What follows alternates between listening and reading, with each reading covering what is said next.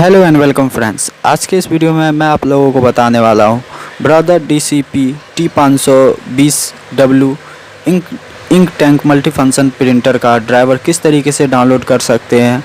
तो step by step इस video में आप लोगों को बताने वाला हूँ। तो चलिए वीडियो को शुरू करते हैं। वीडियो को शुरू करने से पहले अगर अभी तक आप लोगों ने मेरे इस चैनल को सब्सक्राइब नहीं किया तो सब्सक्राइब कर लें, साथ में बेल आइकन को ज़रूर दबा दें।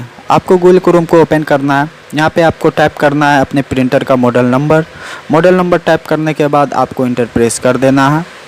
इंटर प्रेस करने के बाद आपके सामने ब्रदर के काफ़ी सारे डाउनलोड करने के लिए लिंक आ जाएगा। यहाँ पे आपको ब्रदर के ऑफिशियल वेबसाइट पे आ जाना है।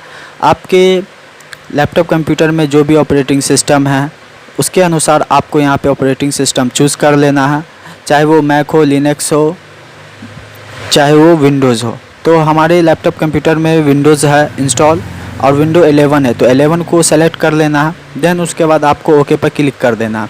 ओके पे क्लिक करने के बाद आपको यहाँ पे लैंग्वेज चूज़ कर लेना है। तो बाय डिफ़ॉल्ट यहाँ पे इंग्लिश ही आएगा, तो आपको इंग्लिश रहने देना है।